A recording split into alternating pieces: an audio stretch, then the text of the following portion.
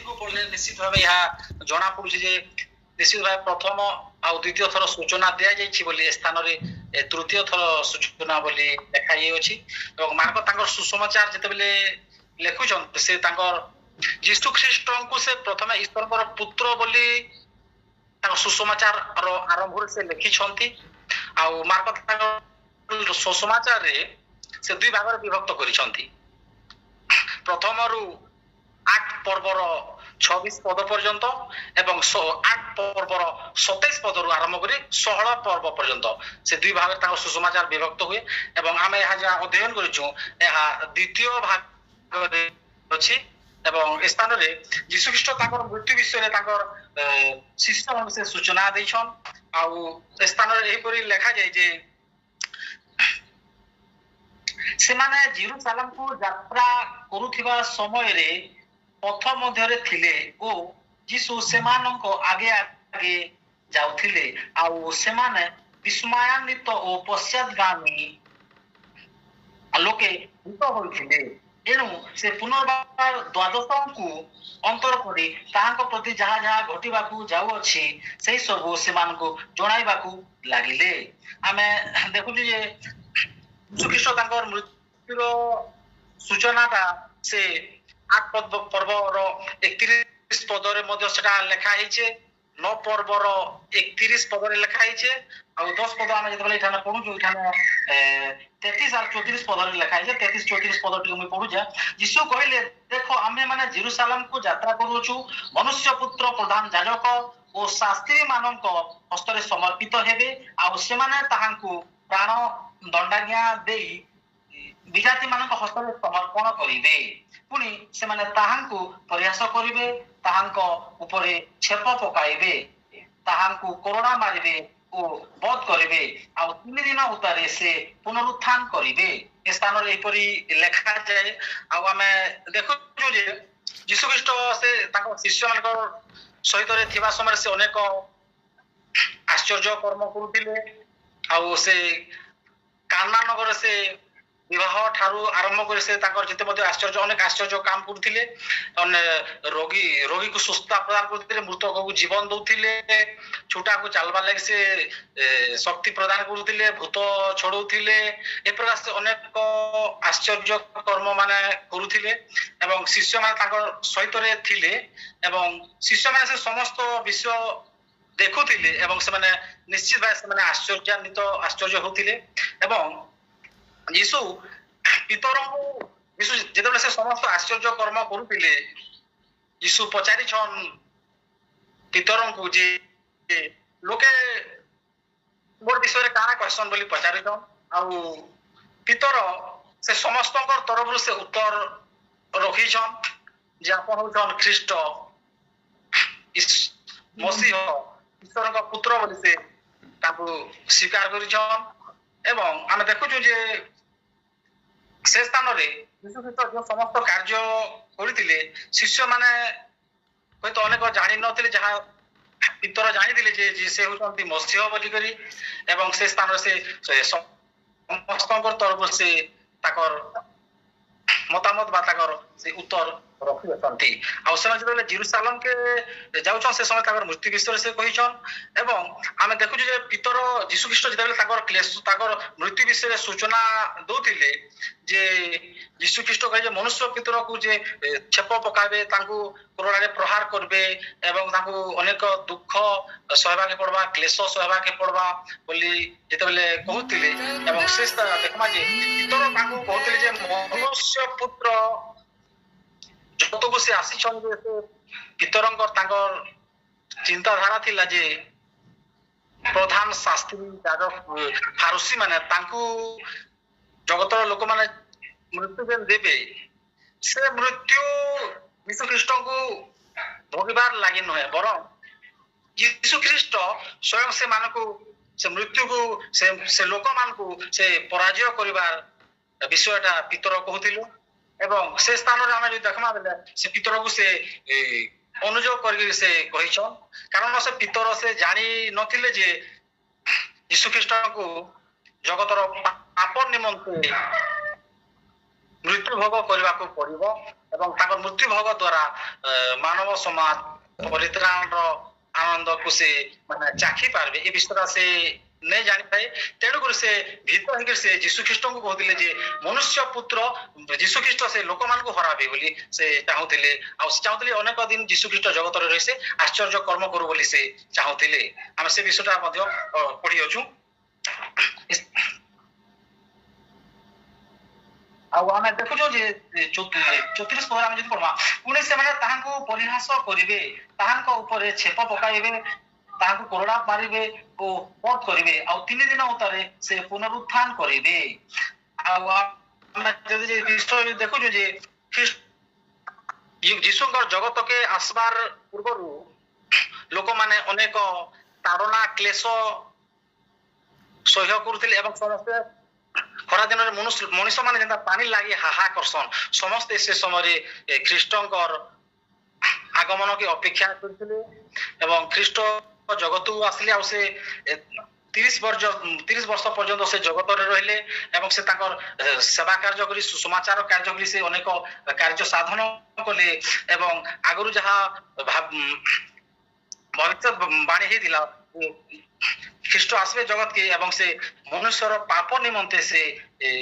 ବଳି ହେବେ ଏ ବିଷୟଟା ଆଗରୁ ଭବିଷ୍ୟତବାଣୀ ହେଇଥିଲା। ତଦ୍ ମୁତାବକ ଖ୍ରୀଷ୍ଟ ଜଗତକୁ ଆସିଲେ ଏବଂ ସେ ମନୁଷ୍ୟର ପାପ ସକାଶୁ ସେ ବଳିକୃତ ହୋଇଅଛନ୍ତି।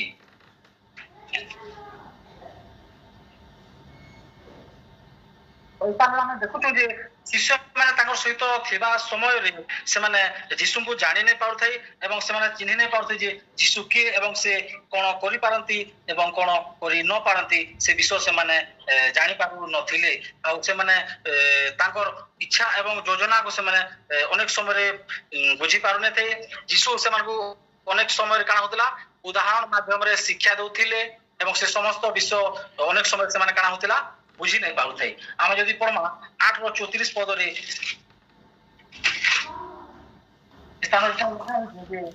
ତତ୍ପରେ ଯୀଶୁ ଆପଣା ଶିଷ୍ୟମାନଙ୍କ ସହିତ ଲୋକ ସମୂହକୁ ନିକଟକୁ ଡାକି କହିଲେ କେହି ଯେତେବେଳେ ମୋର ଅନୁଗାମୀ ହେବାକୁ ଇଚ୍ଛା କରେ ତେବେ ସେ ଆପଣାକୁ ଅସ୍ୱୀକାର କରୁ ପୁଣି ଆପଣା କ୍ରୁଶ ଘେନି ମୋର ଅନୁଗମନ କରୁ। କାରଣ ଯେ କେହି ଆପଣା ଜୀବନ ରକ୍ଷା କରିବାକୁ ଇଚ୍ଛା କରେ ସେ ତାହା ହରାଇବ, କିନ୍ତୁ ଯେ କେହି ମୋର ସୁସମାଚାର ନିମନ୍ତେ ଆପଣା ଜୀବନ ହରାଇବ ସେ ତାହା ରକ୍ଷା କରିବ। ଆମେ ଏ ସ୍ଥାନରେ ଦେଖୁଛୁ ଯୀଶୁଖ୍ରୀଷ୍ଟ କହୁଛନ୍ ଯେ କେହି ତାଙ୍କ କ୍ରୁଶକେ ବହିକି ଅନୁଗମନ କରବା ତାଙ୍କର ଅନୁଗମନ କରବା ଅର୍ଥ ହଉଛି ଖ୍ରୀଷ୍ଟ ଯେଉଁ ଜଗତରେ ଲୋକଙ୍କ ନିମନ୍ତେ ସେ ଯେଉଁ କ୍ଲେଶ ଭୋଗ କଲେ ଦୁଃଖ ଭୋଗ କଲେ ସେ ଜିନିଷଟାକୁ ସେ କରବା। ଯଦି ଖ୍ରୀଷ୍ଟଙ୍କର ଅନୁଗମନ କରବା ସେ ଦୁଃଖ ଭୋଗ କରବା ସେ ସୁଖ ବିଳାସ ବିଳାସନ ଏ ସମସ୍ତ ଠାରୁ ସେ ବହୁତ ଦୂରରେ ରହିବା। ଖ୍ରୀଷ୍ଟଙ୍କ ଅନୁଗମନ କରିବାର ଅର୍ଥ ତାଙ୍କର କ୍ରୁଶକୁ ବହିବାର ଅର୍ଥ ହଉଛି ଯେ ଦୁଃଖ ନିନ୍ଦା ତାଡ଼ନା କ୍ଲେଶକୁ ବହିବାର ଅଛି। ଆମେ ଯଦି ଖ୍ରୀଷ୍ଟଙ୍କୁ ସ୍ୱୀକାର କରିଛୁ ତାହେଲେ ଆମେ କଣ କରମା ପ୍ରତିଦିନ ଆମେ କ୍ରୁଶ ନିଜ ବି ଆମେ ଗାଇଛୁ ନିଜ କ୍ରୁଶ ବହି ଯୀଶୁ ନାମ ଗାଇ ତ ଆମେ ଆମ ପ୍ରତିଦିନ ଆମ କ୍ରୁଶକେ ବହିକିରି ଆମେ ତାଙ୍କୁ ଆମେ ତାଙ୍କର ଆଜ୍ଞାକୁ ପାଳନ କରିବାକୁ ପଡବା ଆମକୁ ଦୁଃଖ ସହିବାକୁ ପଡବା କ୍ଲେଶ ଦେଇକିରି ଯିବାକୁ ପଡବା। ଆଉ ଯୀଶୁ ଖ୍ରୀଷ୍ଟ ସେ ଜଗତକୁ ଦୁଃଖ ଭୋଗ ନିମନ୍ତେ ଆସିଥିଲେ। ସେ କୌଣସି ପ୍ରକାରର ସୁଖ ବିଳାସ ବ୍ୟସନ ଜୀବନ ଯାପନ କରିବାକୁ ଆସିନଥିଲେ ସେ ଦୁଃଖ ଭୋଗ କରିବାକୁ ଆସିଥିଲେ। ଏହା ଆମେ ସମସ୍ତେ ଜାଣିଅଛୁ। ତେଣୁ ଆମେ ଯଦି ଯୀଶୁଙ୍କୁ ଆମେ ସ୍ୱୀକାର କରୁଛୁ ତାହେଲେ ଆମର ନିଶ୍ଚୟ ଆମକୁ ଅସ୍ୱୀକାର କରିବାକୁ ପଡବା। ନିଜ ଆମେ ଆଗରୁ ମଧ୍ୟ ଅଧ୍ୟୟନ କରିଛୁ ଯେ ଆମେ ଆମର ପିତା ମାତା ଭୂମି ସମସ୍ତ ବିଷୟ ପରିତ୍ୟାଗ କରି ଆମେ ତାଙ୍କର ପଛରେ ଆମେ ଯଦି ଅନୁଗମନ କରମା ବୋଲେ ତାହେଲେ ଆମେ ତାଙ୍କର ଶିଷ୍ୟ ହେଇପାରମା ଆମେ ଅନନ୍ତ ଜୀବନର ଅଧିକାରୀ ହେଇପାରମା ଏବଂ ତାଙ୍କର ସନ୍ତାନ ହେବାର ଗୋଟେ ଅଧିକାରକୁ ଆମେ ପ୍ରାପ୍ତ ହେଇପାରମା।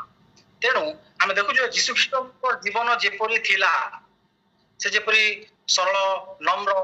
ଦୀର୍ଘ ସହିଷ୍ଣୁ ନିଷ୍କଳଙ୍କ ନିଷ୍କପଟ ଥିଲେ ଆମକୁ ମଧ୍ୟ ଠିକ ସେହିପରି ହେବାକୁ ପଡିବ। ତେଣୁ ବାକ୍ୟରେ ଯେପରି ଲେଖାଯାଏ ଯେ ଆମ୍ଭେ ପବିତ୍ର ଏବଂ ତୁମେ ମଧ୍ୟ ପବିତ୍ର ହୁଅ ବୋଲି। ତେଣୁ ଆମକୁ ମଧ୍ୟ ଖ୍ରୀଷ୍ଟ ରୂପକ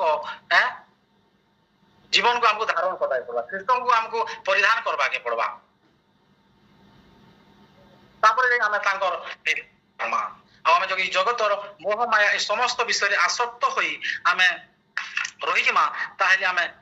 आम कृष के बहन करी तांकर पथे आमे तांकर अनुगमन करि परिबा नाही तेणु आमे निश्चय सदा सर्वदा आमे जीशु को आम बही आमे आम निज कृष बही आमे तांकर पछे चलबा अछि हमको निज को अस्वीकार करबा पड़बा हम समस्त मंदतार पृथक हेबा पड़िबो तो द्वारा आमे काना हबा आमे ख्रीष्टकर अनुगमन करमा आ हमर कृष के बही आमे तांकर पछे आमे तांकर अनुगमन करि पारमा ए विषयटा आमे देखबा के पाउछु तापर पढ़वा पद पढ़वा याकूब और जोहन अनुरोध पर जेबदी पुत्र माने याकूब और जोहन तांको छामको आसी कहिले हे गुरु आम मानकर इच्छा जे आमे माने आपणको ठारू जहा किछि मागिबु ता आम मानक पई आपण करंतु तो यीशु सेमानको पचारिले मु तुम मानको पई कोन करबी बोली तुमे माने इच्छा करूछ से माने ताहांको कहिले आपण महिमा प्राप्त हेले जेपरि आम मानक मध्यरु जणे आपणको दक्षिण पार्श्व रे ओ अन्य जणे वाम पार्श्व रे बसिबो आम मानको एही बर दियंतु आमे देखुछु जे जेबेले यीशु ख्रीष्ट को यीशु ख्रीष्ट को सहित जेतेबेले मूसा एवं एलियो को देखिले जोहन याकूब पितर माने जेतेबेले देखिचंती एवं से माने जानुचंती जे यीशु महिमा प्राप्त अटंती बोली एवं से स्थान रे से माने ताकर मने मने से माने गुटे चिंता करूछन भाबुछन जे यीशु ख्रीष्ट जेतेबेले से आसीबे ख्रीष्ट को से माने गुटे बर मागबार प्लानिंग रे अछंती जे से माने स्थान रे ताहा पड़ी अछु एवं आमे देखसु जे साधारणतः गुटे विश्व जेतेबेले आमे बापा मां बाजार के जायथिसन आमे ताकू कहसो जे मते ई जिनिसटा किनि के आनि देबो कि मते ई जिनिस देबो बोली जेतेबेले आमे कहि थाओ एवं ताकू आमे कहि देथाऊ पूर्वरु जे आमे जिन जिनिस मागमु जे से जिनिस मना ने करबो बोली कहि देथिसु हमको से माने चॉकलेट आनि देबो बोलिसु जहा भी आनि देबो बोलिसु तो से जिनिस के मना ने करबो बोली आमे ताकू पूर्वरु कहि देथिसु तो इस स्थान में आमे देखुछु जे यीशु ख्रीष्ट आगरु स्थान आगरु कहिछन जे ताकू मृत्यु भोग करबा के पड़बा तो स्थान रे आमे देखुछु जे से ताको से शिष्य माने से माने काना हैजन से विषय के से माने गंभीरतार सहित मृत्यु विषय को से माने गंभीरतार सहित न नै करी से माने स्थान रे देखुछु जे आमे से माने केनता गुटे पदवी पाबार पाई लड़ाई तो अछन से माने से विषयटा से स्थान रे आमे देखबा के पाउछु तेनु आमे देखुछु जे से माने ताकर मृत्यु विषय प्रति मानकर ध्यान नाही एवं एटा को विषय कहिले बोले से माने से विषय के बुझी पारिले नाही तेनु आमे जेतेबेले जगत रे मध्य आमे देखु अनेक समय जणे जेतेबेले बड़ पदवी रे थाए तो ता पछरे जिन माने बुलुथिसन तार चाला चामुंडा माने बोली आमे जानू कहूछु कोनसी नेता मंत्री जेतेबेले इलेक्शन हेसी आ से समय काना हेसी से माने चाहसन जे जेतेबेले ताकर कोनसी पार्टी रो लीडर विजयी हेसी तो ताकर संगे जे माने बुलुथिस से माने काना चाहसन जे हमकु गुटे भल आम लीडर जेतेबेले विजयी ही गला तो निश्चित भाबे हमकु गुटे भल पदवीटे मिलबा बोले से माने आशा ताकर आकांक्षाटा थिसी सारे हमें मध्य से विषयटा देखबा के पाउछु जे सेमानकर मध्य गुटे आशा आकांक्षा अछि जे यीशु ख्रीष्ट जेतेबेले महिमान्वित महिमा प्राप्त अछंती तो हमको भी निश्चित भाबे किछि ना किछि पदवी मिलबा बोले से माने मध्य आशाई अछंती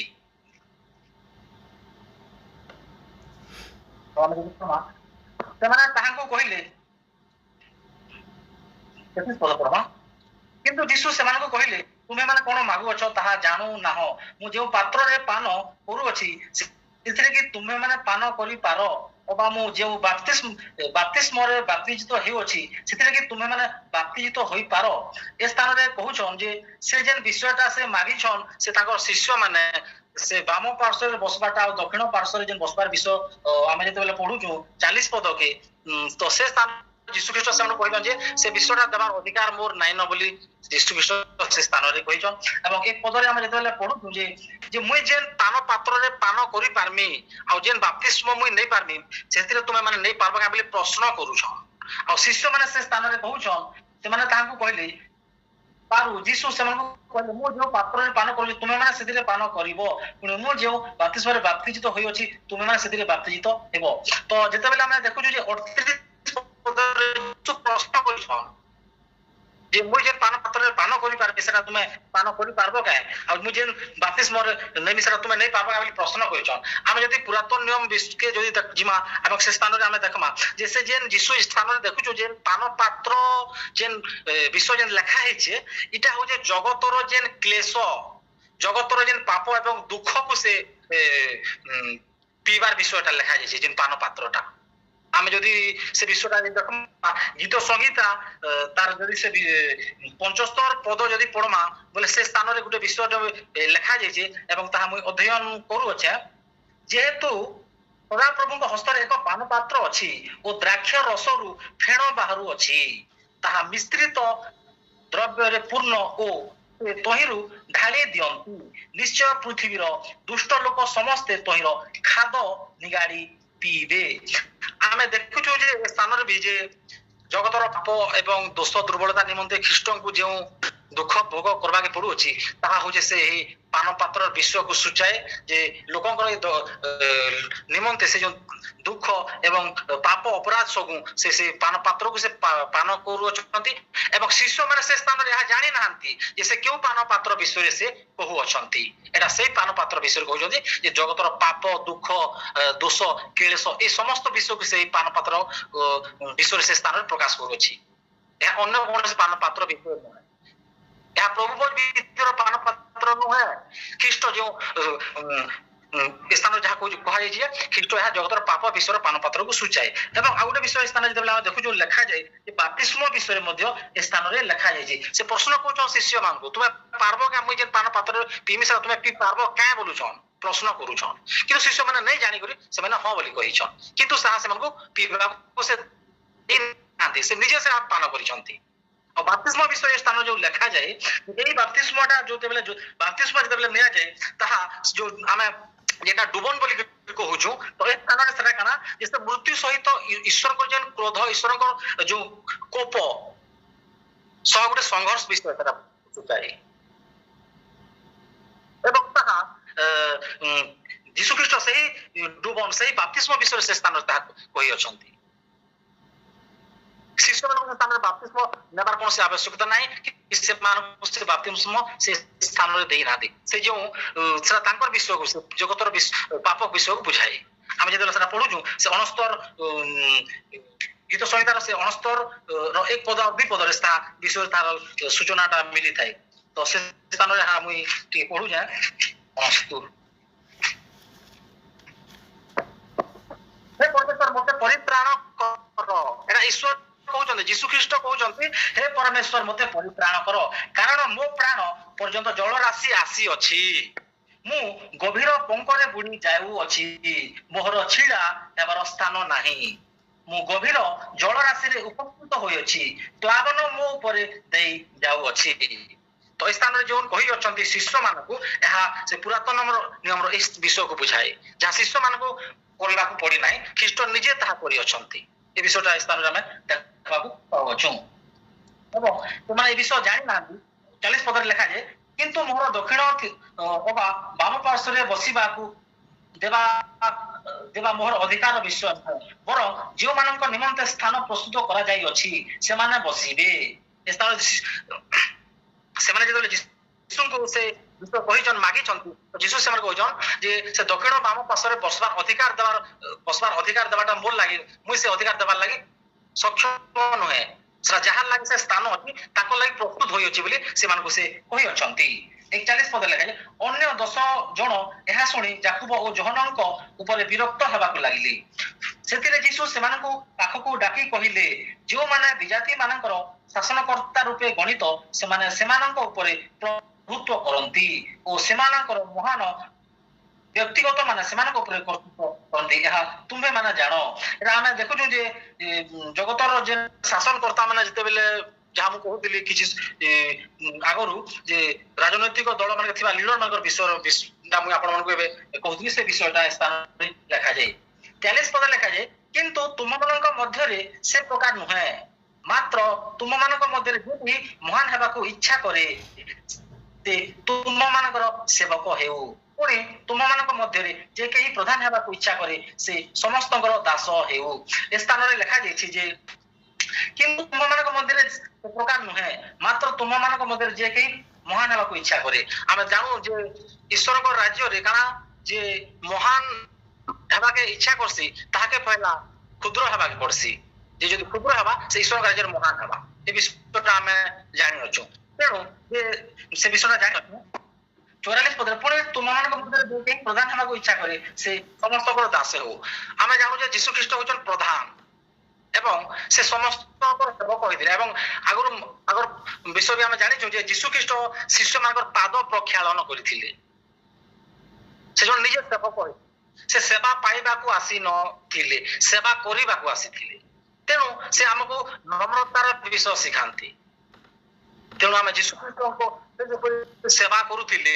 ଆମେ ମଧ୍ୟ ଠିକ ସେହିପରି ସେବା କରିବାର ଆବଶ୍ୟକତା ଅଛି। ଆମେ ଆଜି ମଣ୍ଡଳୀ ମଧ୍ୟରେ ସେବା କରିବାର ଅଛି, ଆମର ପରିବାର ମଧ୍ୟରେ ସେବା କରିବାର ଅଛି, ଈଶ୍ୱରଙ୍କ ଦାସମାନଙ୍କର ସେବା କରିବାର ଅଛି, ଆମ ବୟୋଜ୍ୟେଷ୍ଠମାନଙ୍କର ସେବା କରିବାର ଅଛି। ଆମେ ଆମେ ସମୀକ୍ଷା କରିବା ନିହାତି ଆବଶ୍ୟକ ଅଛି ଯେ ଆମେ ଆଜି ମଣ୍ଡଳୀରେ ଆମର ଜୀବନରେ ଆମର ପାଖ ପଡୋଶୀ ଆମ ଅନ୍ୟମାନଙ୍କ ପ୍ରତି ଆମର ହୃଦୟରେ କିପରି ମନୋଭାବ ଅଛି, ସେବାର ମନୋଭାବ ଅଛି ନା ନାହିଁ, ତାହା ଆମେ ନିଶ୍ଚିତ ଭାବେ ଆଜି ସମୀକ୍ଷା କରିବାର ବିଷୟ ଅଛି। କାରଣ ଖ୍ରୀଷ୍ଟ ଆମକୁ ସେ ସେବା କରିବାର ବିଷୟଟା ଶିକ୍ଷା ଦେଇକରି ଯାଇଛନ୍ତି। ବିଷୟଟା ଆମେ ସ୍ଥାନରେ ଦେଖିଅଛୁ। ଏବଂ 45 ପଦ ଲେଖା କାରଣ ମନୁଷ୍ୟ ପୁତ୍ର ମଧ୍ୟ ସେବା ପାଇବାକୁ ଆସି ନାହାନ୍ତି, ମାତ୍ର ସେବା କରିବାକୁ ଓ ଅନେକଙ୍କର ନିମନ୍ତେ ମୁକ୍ତିର ମୂଲ୍ୟ ସ୍ୱରୂପ ଆପଣା ପ୍ରାଣ ଦେବାକୁ ଆସିଅଛନ୍ତି। ଏ ସ୍ଥାନରେ ଆମେ ଦେଖୁଛୁ ଯେ ଯୀଶୁ ଖ୍ରୀଷ୍ଟ ସେ ଜଗତକୁ ସେବା ପାଇବା ସେବା କରିବାକୁ ଆସିଥିଲେ ଏବଂ ସେ ଈଶ୍ୱରଙ୍କ ପୁତ୍ର ସେ ଜଗତକୁ ପ୍ରେମ କରୁଥିବା ସକାଶୁ ସେ ଜଗତର ସେବା କଲେ ଏବଂ ତାଙ୍କର ସେବାରେ ସେ ଏହା ପ୍ରକାଶ କରିକି ଗଲେ ଯେ ଜଗତର ପାପ ନିମନ୍ତେ ସେ ତାଙ୍କର ଜୀବନକୁ ମଧ୍ୟ କ୍ରୁଶରେ ହତ କଲେ। ତେଣୁ ଏ ଯୋଉ ଖ୍ରୀଷ୍ଟ ଯେଉଁ ସେବା କରିଛନ୍ତି ତାହା ବହୁତ ବହୁତ ବଡ ସେବା ଅଟେ। ଏପରି ସେବା ଆଜି କୌଣସି ପାର୍ଟିର ଲିଡର, କୌଣସି ବ୍ୟକ୍ତି ବିଶେଷ, କୌଣସି ନେତା ମନ୍ତ୍ରୀ କୌଣସି କେହି କରିପାରନ୍ତି ନାହିଁ ଯାହା ଯୀଶୁ ଖ୍ରୀଷ୍ଟ ଆମ ଏ ଜଗତ ଏବଂ ଆମ ଜଗତରେ ବସବାସ କରୁଥିବା ସମସ୍ତ ମନୁଷ୍ୟ ମାନଙ୍କ ନିମନ୍ତେ ସେ ଯେଉଁ ସେବା କରିଅଛନ୍ତି। ତେଣୁ ସଦାସର୍ବଦା କଣ କରିବାକୁ ପଡିବ, ଆମକୁ ଖ୍ରୀଷ୍ଟ ଯେପରି ଜଗତକୁ ସେବା କରୁଥିଲେ ଆମକୁ ମଧ୍ୟ ଠିକ ସେହିପରି ସେବା କରିବାକୁ ପଡିବ। କିନ୍ତୁ ଆମେ କୃଷରେ ତ ହତ ହୋଇପାରିବା ନାହିଁ, କିନ୍ତୁ ଆମେ ଆମ ନିଜ କୃଷକୁ ବହନ କରି ଆମେ ତାଙ୍କର ଅନୁଗମନ କରିପାରିବା। ପ୍ରେରିତ ମାନେ କଣ ହଉଥିଲା, ପ୍ରେରିତ ମାନେ ସେମାନେ ଖ୍ରୀଷ୍ଟଙ୍କୁ ଯେତେବେଳେ ତାଙ୍କର ଅନୁଗମନ କଲେ, ତାଙ୍କର ସେବା କଲେ, ଅନେକ ପ୍ରେରିତ ମାନେ କାଣ ହେଲା ସେମାନେ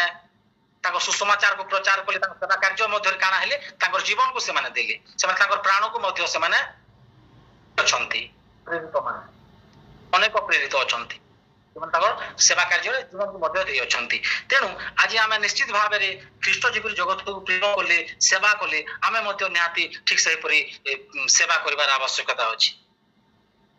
ଆଉ ଆମେ ନିଜକୁ ନିଶ୍ଚିତ ଭାବେ ସମୀକ୍ଷା କରିବା ଯେ ଆମେ ବାସ୍ତବରେ ଆମେ ସେବା କରିପାରୁଛୁ କାଁ, ଯଦି କରି नहीं पारबा तो आगामी दिन मान के आमे निश्चित भाव हम निज के आमे प्रस्तुत करबार आवश्यकता अछि जे आमे मध्ये जनता सेवा करि पारमा।